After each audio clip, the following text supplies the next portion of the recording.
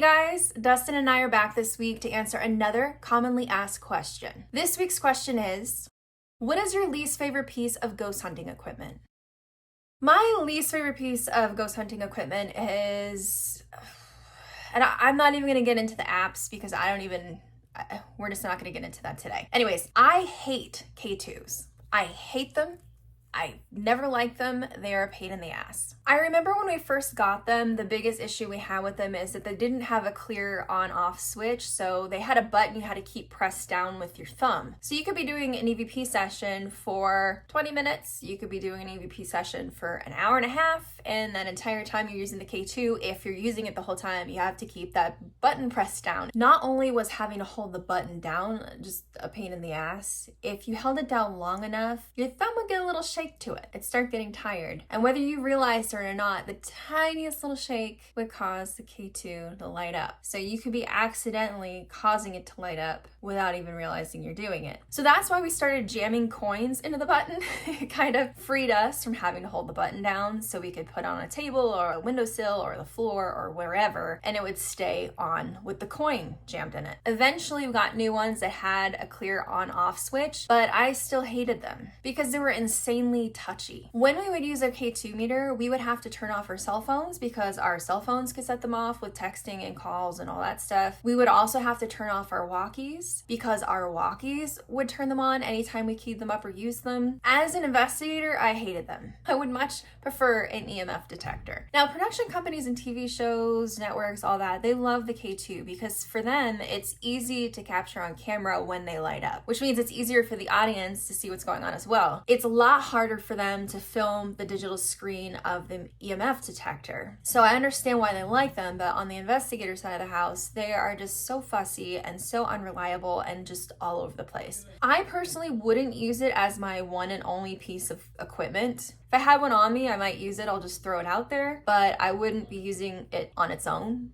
I would pair it with a regular EMF detector. I would pair it with a recorder. I might have a camera going. I'd have it with a bunch of items out to see when it goes off, if I might capture something else on another piece of equipment at the same time. That's the only time I've had a K2 work where I felt like there was something to it, is because other devices also pick something up. But a K2 by itself is it's just too unreliable. Now, one experience I had with a K2 that kind of explains why I don't like them, and this is the thing.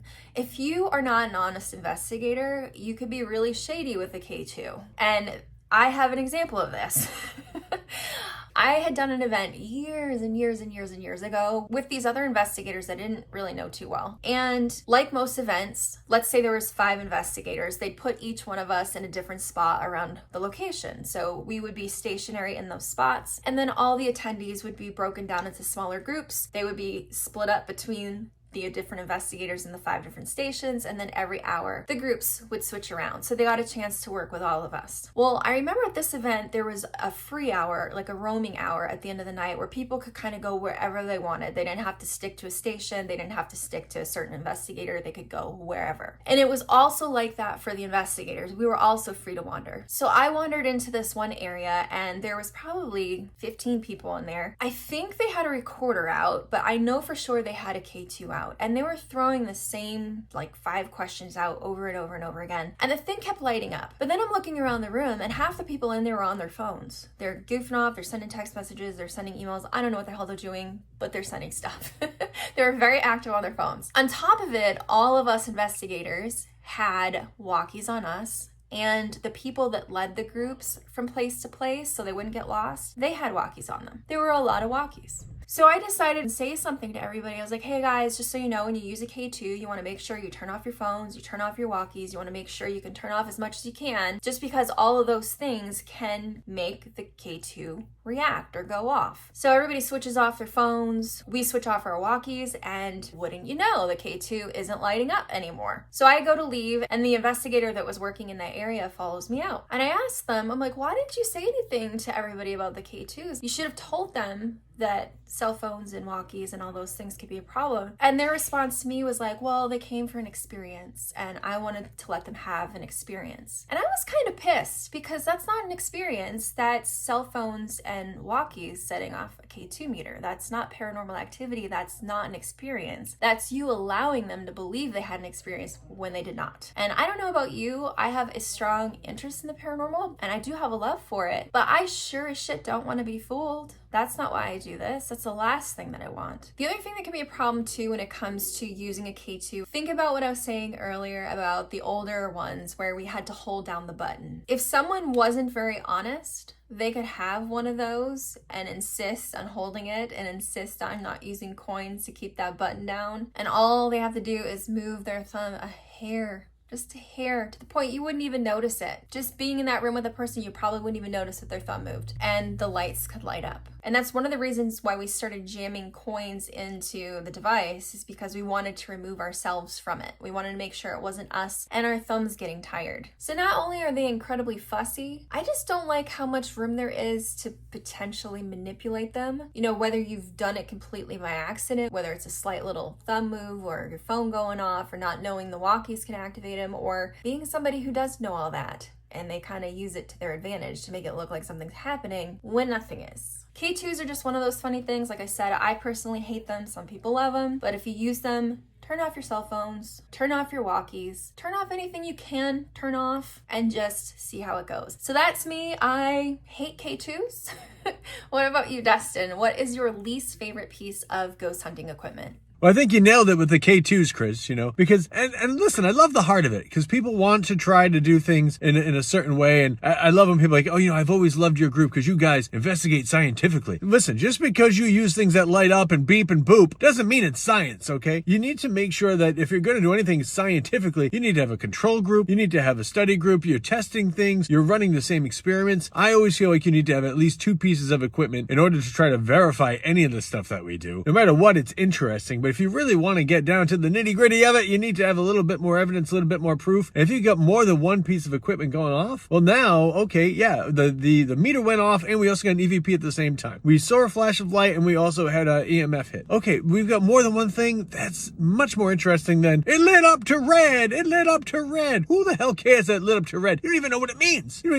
Half the people running around with K2 meters don't even know what they're measuring for. You get into conversations about milligauss or the 2 different radio frequencies that some of these things do. I have no idea. Just know it lit up to red. It lit up to red. Ghosts. Maybe dark red demons. Who knows? I'm not into it, man. It's just not for me. But the thing I don't like the most, the cat balls.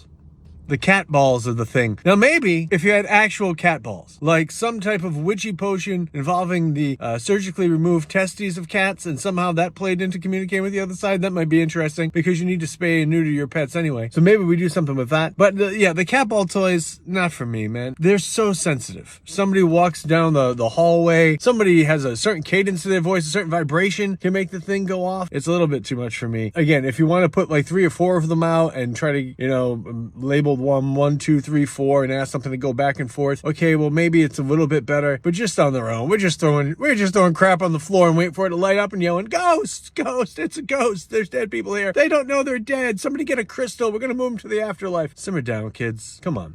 This stuff isn't real. I'm sorry. It's not real when you do it that way.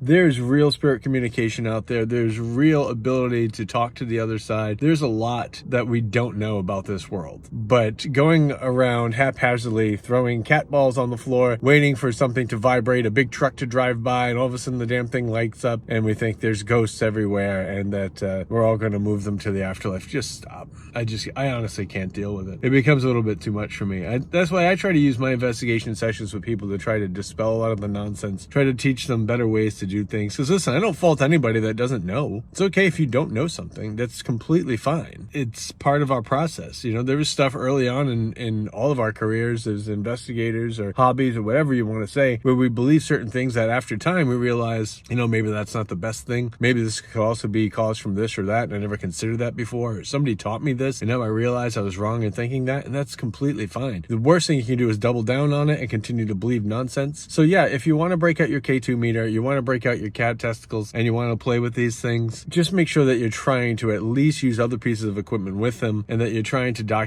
know what the heck you're doing.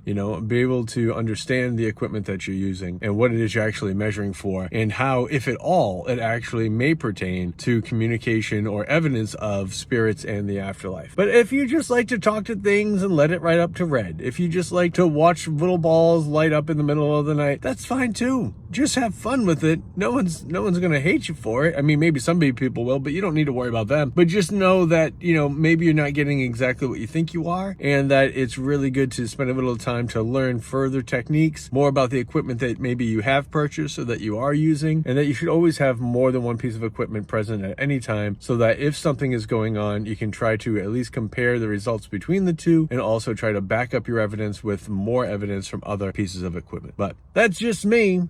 I do what I do, you do what you do, because if we all did the same thing, it wouldn't be a lot of fun. Anyway, so ask us more questions, we'll give you more answers. We also have some other new things coming up, and depending when you watch this video, there is a live Halloween special coming up, the Rebellious on October 23rd, so get your virtual tickets for that, and we shall see you next time, my friend.